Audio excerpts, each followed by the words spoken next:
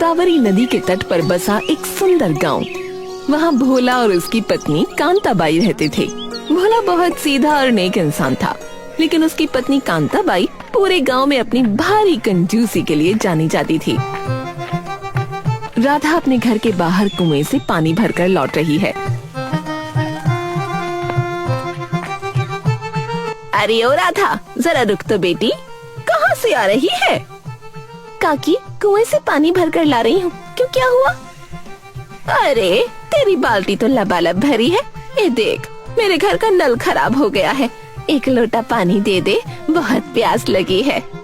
बस इतनी सी बात। ये लीजिए काकी, पी लीजिए।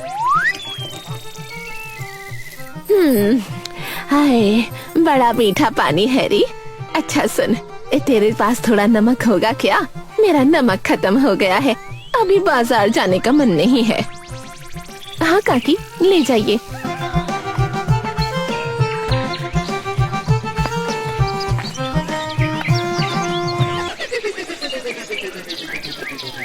अरे सिर्फ नमक से क्या होगा? थोड़ा मिर्ची पाउडर और हल्दी भी दे दे, कल सुबह वापस कर दूंगी। काकी, आप तो पूरा राशन ही मांग रही हैं, और ये हल्दी वापस कैसे करेंगी इस्तेमाल के बाद? अरे तू तो मजाक भी ना समझती। अच्छा सुन, तूने जो नई साड़ी पहनी है बड़ी सुंदर है। पुरानी हो जाए तो फेंकना मत, मुझे दे देना, मैं इसके पायदान बना लूंगी। काकी, अभी तो मैंने ये साड़ी पहली बार पहनी है और आपने इसे पायदान भी बना दिया। अगली बार आप मिलेंगी तो मैं रास्ता बदल लूंगी। अरे रास्ता क्यों बदलेगी? भागते भागते जाएगी तो तेरी चप्पलें जल्दी घिस जाएंगी, पैसे बर्बाद होंगे। मेरी बात मान और धीरे चल।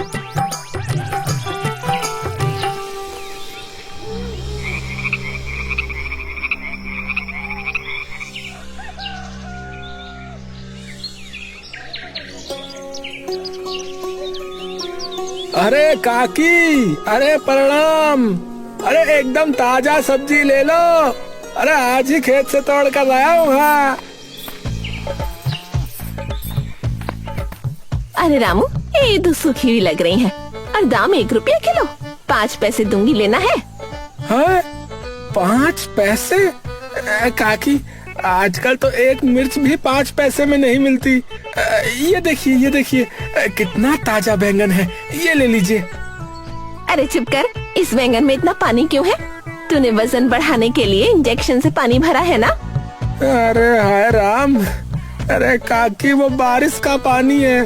अरे आपको सब्जी नहीं लेनी है तो कम से कम टोकरी से तो हाथ हटा दीजिए। क्यों रे, हाथ लगाने से क्या तेरी सब्जी घिस जाएगी? अरे वो क्या लिया आपने? अरे ये तो नीचे गिरी थी, खराब हो जाती, मैंने ये ले ली। इसके पैसे तो नहीं देने होंगे ना? अरे काकी, अरे हद कर दी आपने तो। है, एक मिर्च में भी आपका इतना लालच है? अरे राम राम राम राम। सिर्फ मिर्च नहीं रे, ये जो तेरे तराजू के नीचे मिट्टी लगी है, इसे झाड़ कर मेरे उस गमले में डाल दे, खाद बन जाएगी। अरे काकी, मैं आपके चरण पड़ता हूँ, आप घर जाइए, मैं खुद ही दुकान छोड़कर भाग रहा हूँ। आज शायद आपका ही चेहरा देखकर निकला था। कांताबाई, सुबह हुए कितनी देर हो गई? मैंने कहा था ना कि थोड़ा गर्म पानी करके उसमें गुड़ डालकर दे दो। जल्दी दो तो अच्छा होगा, गला सूख रहा है। अरे बाबा रुकिए, ला रही हूँ। चूल्हे में सिर्फ एक लकड़ी जलाकर आग जलाई है, इसलिए धीरे धीरे पानी गर्म हो रहा है। ज्यादा लकड़ियाँ जलाऊंगी तो सब जलकर राख हो जाएगा और लकड़ियाँ बर्बाद हो जाएंगी। अगर लकड़ी खत्म हो गई है तो मैं जंगल से और ले आऊंगा, पर इस ठंड में बिना चाय पानी के कितनी देर बैठा रहूं? दूध निकाले भी कितना वक्त हो गया। क्या एक कप चाय बनाने में इतना समय लगता है? क्या कहा? दूध? दूध की क्या जरूरत है?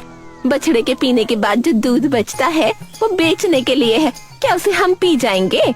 सुबह सुबह इस गर्म गुड़ के पानी से आपका काम नहीं चलता क्या? अरे अरे इसमें गुड़ डाला भी है या सिर्फ शकल दिखाई है उसकी? है? अरे ये तो बिल्कुल भी मीठा नहीं है। आपको पता है गुड़ का भाव क्या है? 2 रुपये किलो। इतना महंगा गुड़ क्या मैं पानी में घोल दूं? मैंने गुड़ की डली को धागे से बांधकर बस 2 बार गर्म पानी में डुबोया और बाहर निकाल लिया। उतना मीठा काफी है, कम मीठा सेहत के लिए अच्छा होता है। अरे ओ किस्मत की मारी, अरे गुड़ को सिर्फ 2 बार डुबोकर निकाल लिया है। अरे क्या इतने से काम चलेगा क्या है? दिन भर मेहनत करके मैं कमाता हूँ, तुम क्या मुझे भरपेट खाना भी नहीं खिला सकती हो क्या? अगर आज ही सब कमाया हुआ खा लेंगे तो बुढ़ापे में हमारे पास क्या बचेगा? आज की बचत ही कल काम आएगी, खर्च करने से सब खत्म हो जाएगा। हाँ। अरे तुम और तुम्हारी माँ, खैर छोड़ो, मुझे भूख लगी है। कल का बचा हुआ कुछ खाना ही हो तो वो दे दो मुझे। बचा हुआ खाना? उसके लिए कल रात खाना बचना भी तो चाहिए था। मैंने हिसाब से उतना ही बनाया जितना हम दोनों के लिए काफी हो। अगर चाहिए तो चावल का पानी रखा है, पीकर चले जाइए। क्या?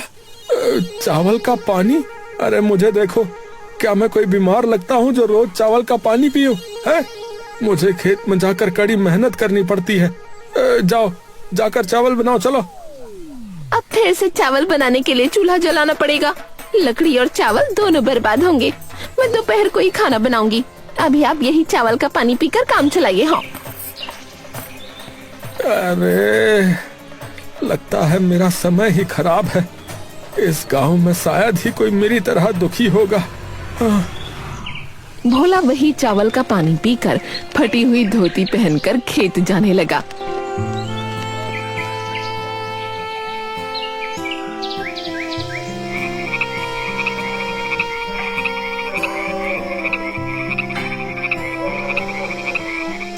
अरे कांता, अरे यहाँ देखो, अरे ये धोती देखो कितनी फट गई है। कल जब मैंने बाजार से नई धोती लेने को कहा था तो तुमने मना कर दिया। अब इसे पहनकर मैं 4 लोगों के सामने कैसे जाऊंगा बोलो? अरे ये तो बस जरा सी फटी है, मैं सुई धागा लेकर अभी इसे सिल देती हूँ। इसके लिए नई धोती लेने की क्या जरूरत है? बाजार में नई धोती के 10 रुपए मांग रहे हैं। अरे मेरे पास पैसे हैं, मैं दे रहा हूँ। तुम जाकर अपने लिए भी नई साड़ी ले लेना। नई धोती? बिल्कुल जरूरत नहीं है। और मेरे लिए साड़ी? शादी के वक्त जो साड़ियाँ आई थी वो अभी भी संदूक में वैसी की वैसी रखी हैं। मैं वही पहन लूंगी। अरे शादी को 20 साल हो गए कांता, 20 साल। वो साड़ियाँ पुरानी होकर फटने लगी होंगी। हाँ, इंसान को कम से कम अच्छे कपड़े तो पहनने ही चाहिए। पड़ोस वाली सुब्बा लक्ष्मी को देखो, कैसे साड़ियाँ पहनती है। उस सुब्बा लक्ष्मी को अकल नहीं है। पति मेहनत से कमाता है, वो उसे उड़ाती रहती है। कल वो सड़क पर आ जाएंगे। मैं वैसी ना हूँ, मैं पैसे बचाती हूँ। आप धोती उतारिए, मैं सिल देती हूँ। अरे ठीक है भाई, ठीक है, तुमसे कोई नहीं जीत सकता है भाई। लाओ लाओ, सुई धागा मुझे दो, मैं खुद ही सिल लेता हूँ। तुम तो बस धागा बचाने के चक्कर में आधा सिलकर छोड़ दोगी। हाँ,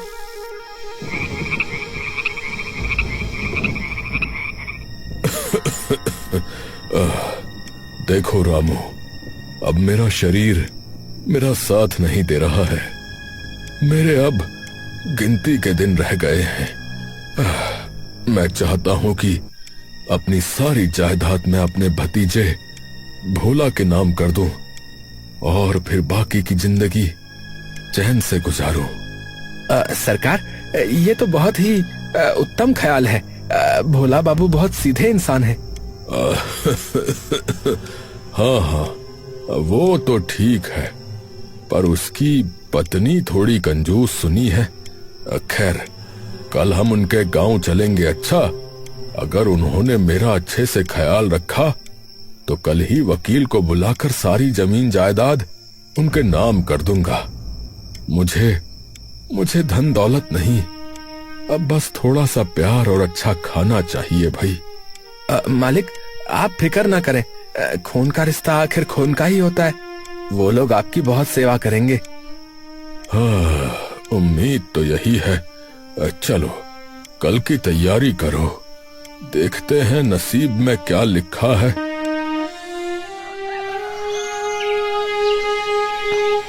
अरे कांता बाई, अरे ओ कांता बाई, अरे जल्दी बाहर आओ भाई, एक बहुत अच्छी खबर है। क्या बात है, आप इतने खुश क्यों हैं? रास्ते में कोई पैसों से भरा बटुआ मिल गया क्या? अरे पैसों से भी बड़ी बात है। अरे अरे शहर में जो मेरे चाचा जमींदार सोमनाथ रहते हैं ना, अरे वो कल हमारे घर आ रहे हैं। क्या? वो यहाँ क्यों आ रहा है? क्या यहाँ आकर मुफ्त का खाना खाने आ रहा है? मेरी तबीयत ठीक नहीं है, मैं खाना नहीं बना पाऊंगी। अरे अरे पूरी बात तो सुनो। अरे उनकी कोई औलाद नहीं है, लेकिन उनके पास जो है बहुत जायदाद है। हाँ, अगर हमने उनकी अच्छी खातिरदारी की, उनका हमसे लगाव बढ़ जाएगा। हाँ, और हो सकता है वो अपनी सारी जायदाद फिर हमारे नाम ही कर दे। क्या सच में? कितनी जायदाद है उनके पास? अरे अरे उनके पास 100 एकड़ जमीन है। हाँ, और शहर में जो है सुना है 2 बड़े घर हैं और संदूक भर के गहने हैं। अरे सब हमारा हो सकता है, लेकिन क्या? बताइए ना। लेकिन जो है उन्हें खाने का बहुत शौक है। वो अच्छा खाना चाहते हैं और खाने में असली घी होना चाहिए। अगर खाना अच्छा मिला तो ही वो खुश होंगे। हाँ, वरना जो है फिर समझ लो गुस्सा होकर वापस चले जाएंगे, फिर हमें कुछ नहीं मिलने वाला। घी, पकवान, इसमें तो बहुत खर्चा हो जाएगा। अगर तू 1 रुपया भी खर्च करेगी तो तुझे 1 करोड़ की संपत्ति मिलेगी रे। सोच तो सही, अगर तूने एक दिन उनके लिए अच्छा खाना बनाया तो फिर तू पूरी जिंदगी महारानी की तरह जिएगी। हाँ, अब तू सोच ले भाई, तुझे संपत्ति चाहिए या नहीं। ठीक है, जायदाद के लिए मैं ऐसा खाना बनाऊंगी जो दुनिया ने ना देखा होगा। कांताबाई बाजार जाती है, पर वहाँ भी उसकी कंजूसी नहीं जाती।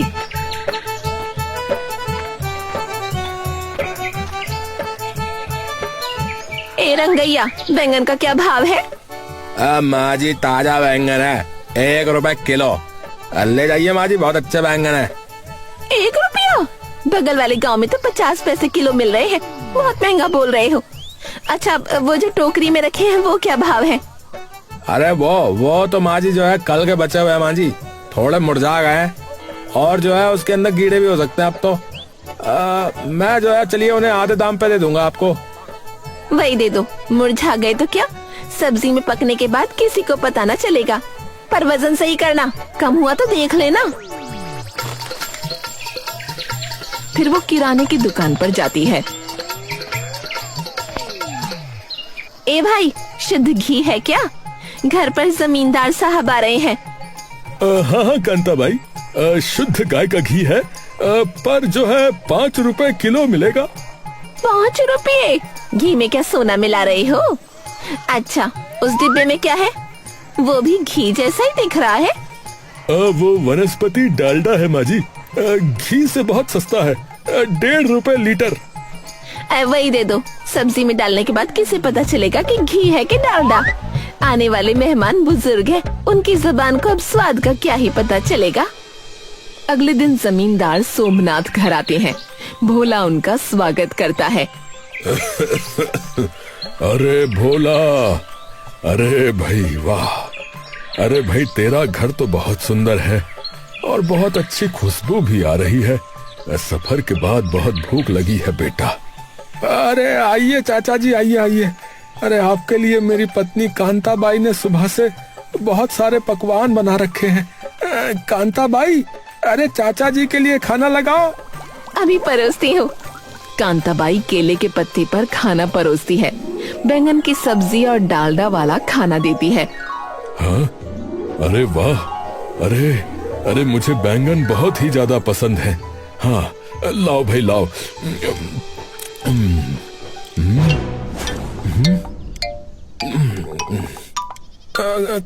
क्या हुआ चाचा जी? सब्जी कैसी है? अच्छी नहीं बनी क्या? भोला, ये क्या है? ये बैंगन ऐसे क्यों हो रहे हैं? ये ताजा नहीं बल्कि बहुत पुराने और कीड़े वाले लग रहे हैं। अरे नहीं चाचा जी, ये एक नई किस्म के बैंगन है, शायद आपको इसका स्वाद समझ नहीं आ रहा। अच्छा, दाल में घी डालूं? क्या कहा? घी? हाँ, घी तो मुझे बहुत पसंद है। लाओ डालो।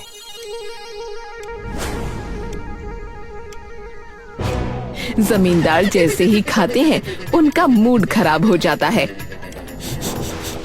अरे भोला, अरे अरे ये घी है या कुछ और? ये तो जुबान पर चिपक रहा है और इसमें अजीब सी महक भी आ रही है। अरे कांता बाई, अरे क्या तुमने असली घी लिया था? हाँ जी, ये शुद्ध गाय का ही घी है, पर शायद आजकल की गायें ठीक से चारा नहीं खाती, इसलिए स्वाद बदल गया होगा। आप खाइए, सेहत के लिए अच्छा है। ये सांभर चख के देखता हूँ।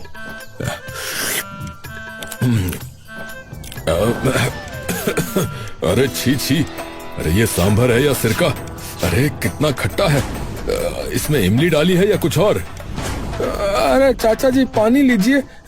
कांता बाई, अरे ये सब क्या है? खाना इतना बुरा क्यों बना है? मुझे क्या पता, मैंने तो ठीक ही बनाया था। लगता है चाचा जी की ही तबीयत खराब है, इसलिए उन्हें स्वाद नहीं आ रहा। अरे अरे मेरी तबीयत बिल्कुल ठीक है भोला, मैं सब समझ गया। इस औरत ने घी की जगह डालडा और सड़े हुए बैगन खिलाए हैं। जो लोग घर आए मेहमान को ठीक से खाना नहीं खिला सकते, वो कल मेरी जायदाद पाकर दूसरों का क्या भला करेंगे। जायदाद का हकदार सिर्फ वो होता है जो दूसरों की सेवा करना जानता हो। अरे चाचा जी, अरे माफ कर दीजिए चाचा जी, इससे गलती हो गई। ये गलती नहीं है, ये इसकी आदत है। मुझे ऐसी जगह अपनी जायदाद नहीं छोड़नी। मैं अपनी सारी संपत्ति गरीबों और अनाथों में बांट दूंगा, कम से कम उनका भला तो होगा। जमींदार सोमनाथ गुस्से में बाहर जाकर अपनी गाड़ी में बैठकर चले जाते हैं। भोला और कांता बाई दोनों बरामदे में खड़े उन्हें जाते हुए देखते रहते हैं। भोला का चेहरा गुस्से और दुख से लाल हो जाता है। अरे देखा कांता बाई, देखा तूने, देख लिया अपनी कंजूसी का नतीजा। 100 करोड़ की जायदाद हमेशा हमेशा के लिए चले गई।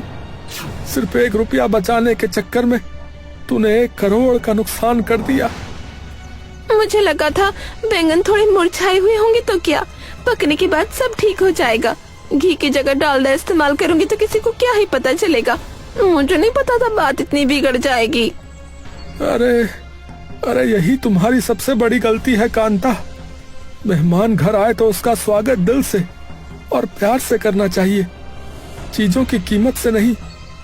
अगर तुम्हारी नीयत साफ होती और तुमने दिल से खिलाया होता तो आज ये नौबत नहीं आती।